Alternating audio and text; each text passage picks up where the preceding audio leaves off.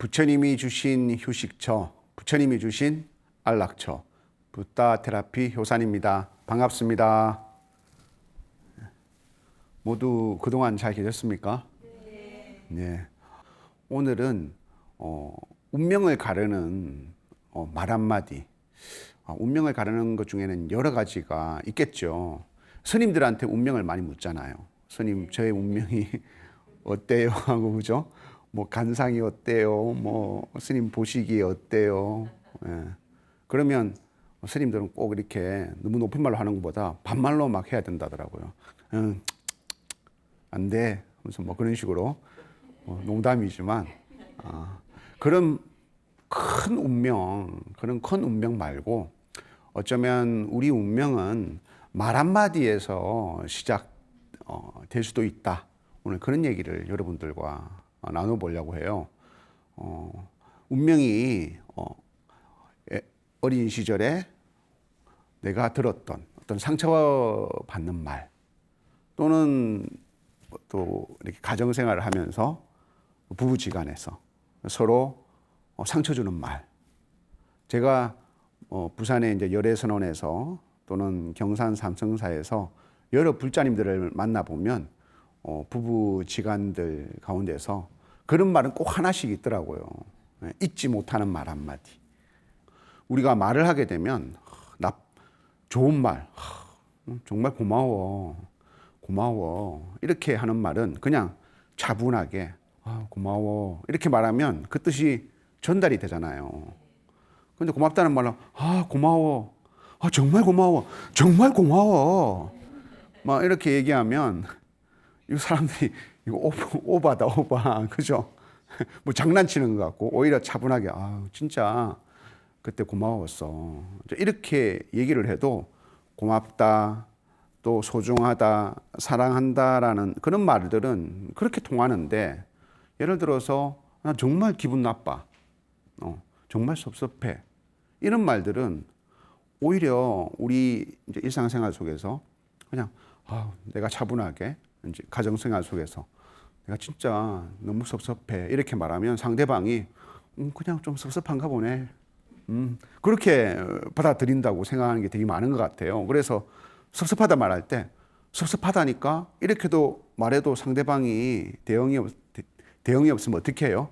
내가 섭섭하다니까 하고 목소리를 확 높이잖아요. 나쁜 말은, 그러니까 감정을 실은 말, 남에게 상처 주는 말은 이상하게 그렇게 크게 소리를 하고 남한테 꼭 상처를 줘야만, 내가 받은 상처를 되돌려줘야만 상대방한테 다시 이렇게 인식시켜 줄 수 있다.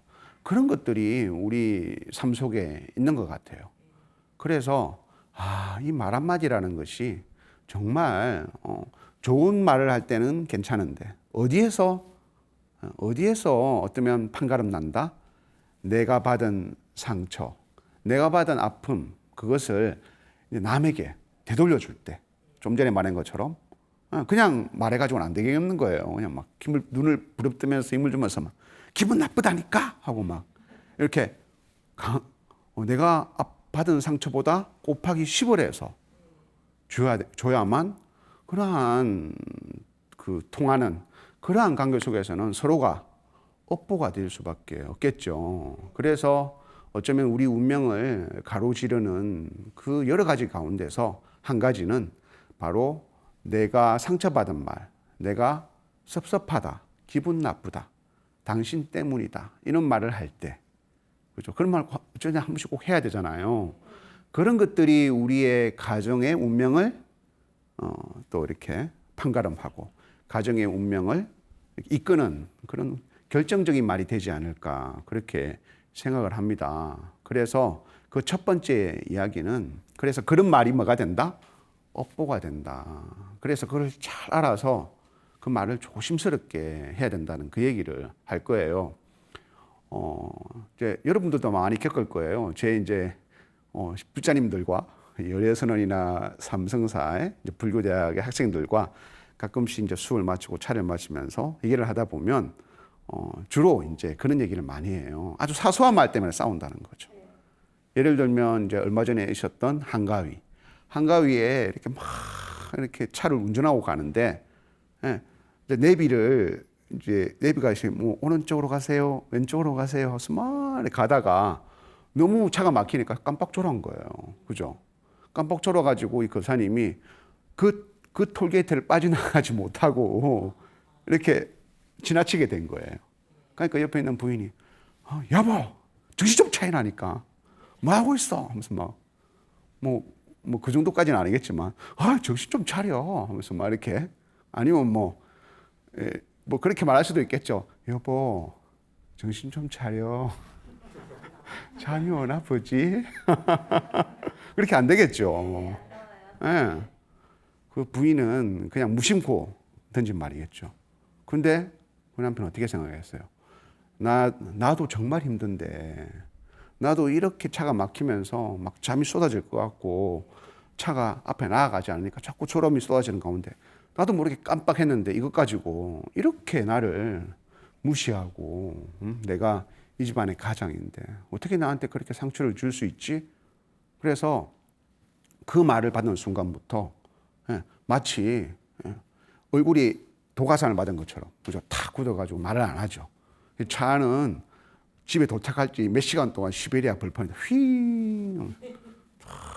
그러면 옆에 부인도 보면 참 보니까 내 말 때문에 그런 것 같아서 싸늘하게 해서 이렇게 싹 지나갑니다.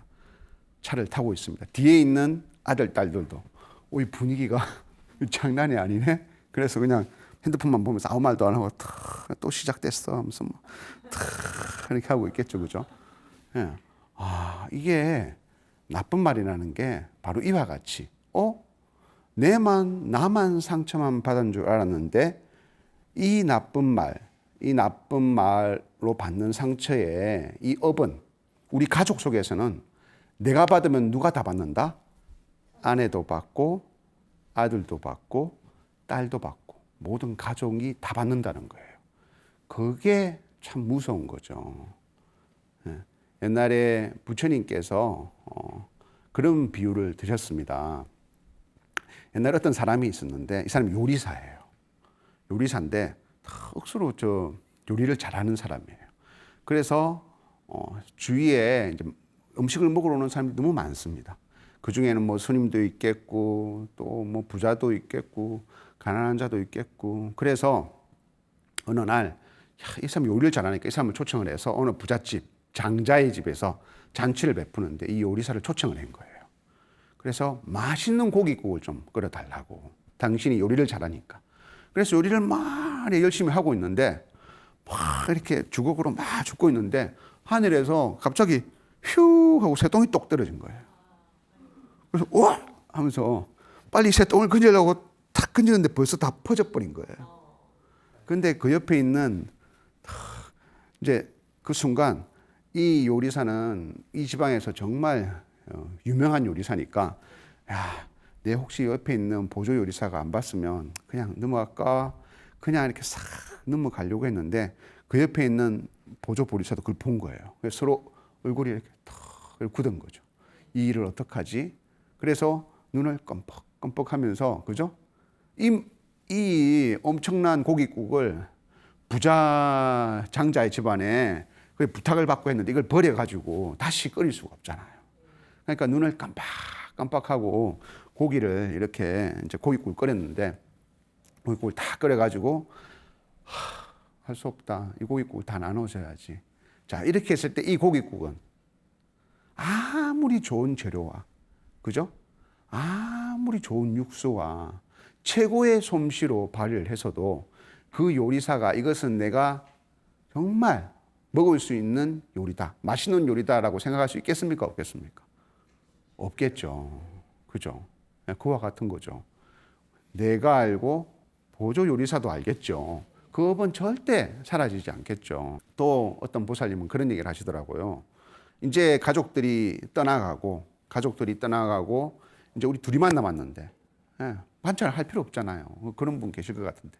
그죠? 그러니까 반찬도 대강대강 하는 거예요. 그래서 여보 오늘 내가 바쁘니까 반찬에 있는 반찬도 꺼내 먹고 밥도 좀 데워 먹고 그렇게 국도 좀 끓여 먹고 해. 라면이나 그렇다고 또 라면 끓여 먹지 말고 딱 이렇게 얘기했는데 그 말에 상처를 받아서 나를 무시했다고. 이제 그 말에 너무 상처받아 집에 올 때까지 서로 마치 그 요리사처럼 이 곡을 내가 먹을 수 있을까?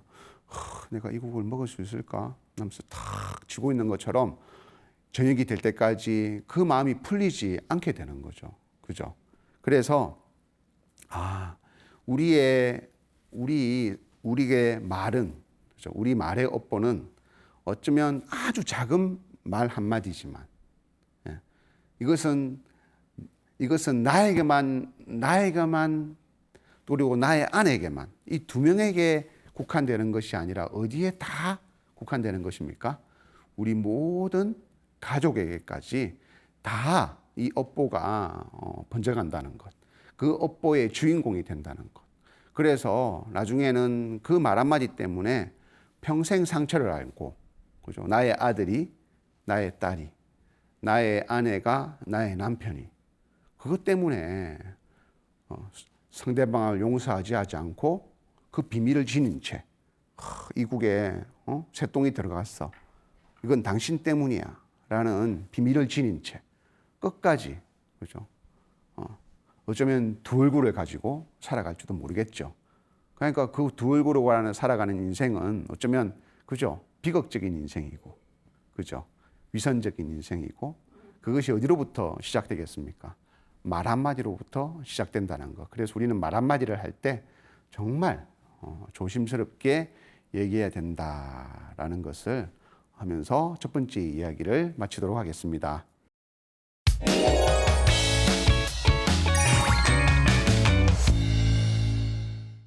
그렇게 좀 전에 말 한마디를 정말 조심스럽게 해야 된다.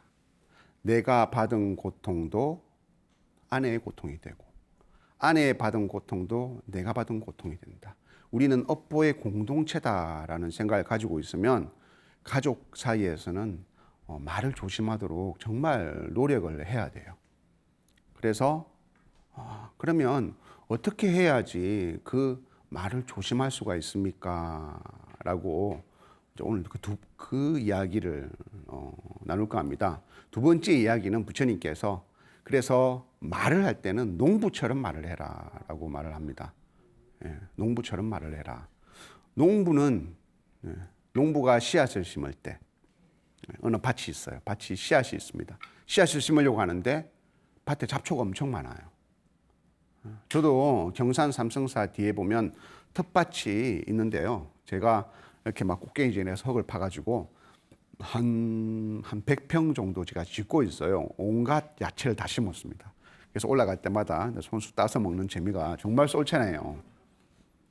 그런데 한 번은 저는 뭐 농사를 지어보지 않았으니까 풀을 뽑기가 너무 귀찮은 거예요. 그래서 꼭대기로 막 파가지고 흙에다가 그냥 묻어버려가지고 그냥 잡초는 흙 속에 넣어버리고 그 위에 이제 흙만 드러나게 그렇게 하고 있으니까 농사를 지어본 보살님이 스님 그렇게 하면 다시 풀이 나잖아요. 나는 귀찮아서 그렇게 안 했는데 어떻게 해야 되겠어요? 농부처럼 딱 이렇게 그죠? 장화를 신고 탁 허리를 숙여가지고요. 진짜 하나하나 홈이나 손으로 다 뽑고 난 다음에 그 맨 흙에다가 씨앗을 뿌려야 제대로 자라거든요. 그죠? 예. 설령 내가 운명을 가를 수 있는 결정적인 말에 실수를 했더라도 남에게 상처 주는 말을 했다고 하더라도 이것을 돌이킬 수 있는 방법이 있습니다. 이게 바로 농부처럼 말을 짓는 거예요. 어떻게 세상 속에서 살아가다가 서로 상처 주는 말을 단 한 번도 하지 않고 살아갈 수가 있겠어요. 그죠? 나의 딸에게, 나의 아들에게 살다 보면 나의 자식에게조차 상처 주는 말을 한 번은 하게 되어 있거든요. 그럼 그럴 때 어떻게 해야 되겠어요? 처음에 말했던 것처럼 내가 그렇게 말하고 나니까 개면적여서 아무 말도 안 하고 첫 번째 반응이 침묵입니다. 네가 어떻게 하는가 보자 하면서 내가 이렇게 상처받았는데 네가 먼저 얘기해야지. 그래서 남자는 TV를 보면서 라고 그죠. 아내는 일부러 요리를 하고 일부러 막 청소를 합니다. 서로 막 외면을 합니다. 그죠? 그 외면을 하는 게 뭐겠어요? 그 잡초를 뽑지 않고, 그죠? 예, 용서의 씨앗이 자라기를 기다리는 거죠. 그죠? 그래서 우리가 진짜 업보를 닦기 위해서 우리가 수많은 말로서 업보를 짓게 되는데 그 업보를 닦으려고 하면 반드시 그 잡초를 다 뽑아야 돼요. 그래서 상대방에게 정식으로, 그죠? 내가 이렇게 이래서 그때는 당신이 내게 나도 잠이 정말 오고 하나하나 찝어야 돼요. 찝어서 하나하나 당신의 이런 말 때문에 내가 그렇게 해서 하고 잡초를 뽑아야 돼요. 그죠? 그러한 용기가 있어야만이 그 업보를 제거하고 거기에 새로운 씨앗을 담을 수가 있습니다. 부처님께서도 그런 말씀하셨습니다. 부처님, 그러면 우리 중생들은 매일 업보를 짓는데 정말 이렇게 매일매일 업보를 짓는데 그 업보에서 벗어날 수가 없나요? 아라한이 되지 않는 이상 우리는 평생 그냥 업보만 짓다가 결국 지옥행은 예약된 거네요.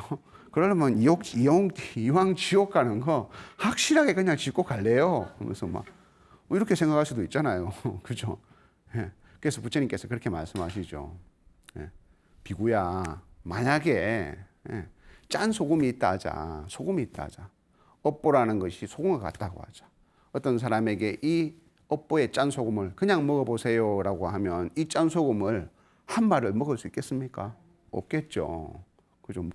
누구도 먹으려고 하지 않습니다. 그 업보는 나만 먹을 수 있는, 나만 가져가는 업보겠지만 이 업보를 내가 평생 순간순간마다 참회하면서 참회의 맑은 물을 또 붓고 아까 잡초를 뽑듯이 내가 그때 깜빡 졸아서 나도 그렇게 해서 나도 참 힘들어서 그런 거니까 당신도 그때 했던 말들이 내가 너무 공격하는 것 같고 나도 그렇게 말했으니까 미안해 라는 그런 참회의 맑은 물을 갖다 붓고 또 기도의 맑은 물, 또 명상의 맑은 물, 또는 경전을 읽으면서 맑은 물, 또는 남에게 보시하는 맑은 물을 계속 부으면 이 맑은 물이 지금 이 BTN에 이 우리 불교 TV만큼 그 맑은 물이 있다고 합시다. 그러면 나의 이 소금 한 대가 이 물에 풀어지면 이 물은 먹을 수 있겠습니까? 없겠습니까? 먹을 수 있겠죠. 그죠? 아주 많은 물 속에 들어간, 더 넓은 물 속에 들어간 한 대의 소금은 그 물은 먹을 수 있거든요. 그죠? 그런데 이것은 당신 탓이야. 그래서 내 감속에 가둬두면서 이거는 당신 때문에 내가 이 마음이 일어났어. 이거를 참여하지 않고 이렇게 탁 갖춰져 있으면 이 짠 속은 업은 누구도 가져갈 수가 없는 업이 된다. 그렇기 때문에 설령 업을 지었다 하더라도 항상 보시하기를 절겨하고 경전 읽기를 절겨하고 기도하기를 절겨하고 그리고 능히 용서하고 능히 배려하는 마음을 가지면 설령 금생에 업보를 지었다 하더라도 그 업보를 어떻게 한다? 면할 수가 있느니라 라고 말을 했습니다. 그래서 내가 정말 나는 이 상처가 당신 때문이야 라고 그 업보를 나는 잘못한 게 없어 이렇게 내 속에 가둬두는 것, 이것을 넘어서지 못하면, 그죠? 우리 정절에도 얘기했지만 그것을 능히 넘어서서 상대방에게 내가 그때 잠시 졸아서 그랬다고 사과할 수 있고 용서할 수 있는 그 말을 하는 것은 나를 넘어서 능히 남에게, 그죠? 갈 수 있는 그러한 수행의 바람일을 행하는 것 같습니다. 우리가 바람일이라는 것을 뭐라고 얘기했습니까? 건너간다라고 얘기했잖아요. 나를 넘어서고 나의 업보를 넘어서는 데는 발심과 용기와 인욕이 필요합니다. 그 세 가지 중에서 남에게 상처 주는 말을 했을 때 그것을 용서를 구하고 밭에 있는 농부가 밭에 있는 풀을 뽑듯이 하나하나 차근차근 용서를 구할 수 있는 용기, 그 용기 있는 사람이 나를 넘어서 남을 넘어서 나와 남이 같이 깨달음을 얻을 수 있는 바라밀의 수행을 실천할 수 있는 그러한 보살의 수행자가 된다라는 이야기를 가지고 오늘 진짜 말 한마디는 어쩌면 운명에서 시작된다. 그래서 말 한마디를 항상 부드럽게 하고 설령 내가 상처 주는 말을 했다 하더라도 반드시 어느 때이든지 용기 있는 결심을 해서 상대방에게 밭에 풀을 뽑듯이 하나하나 내가 이렇게 해서 미안해. 내가 이렇게 해서 내가 그렇게 한 거야. 라고 말할 수 있는 용기를 가져야 한다라는 얘기를 가지고 오늘 운명은 말 한마디에서 시작된다라는 이야기를 마치도록 하겠습니다. 모두 수고하셨습니다. 승불하십시오.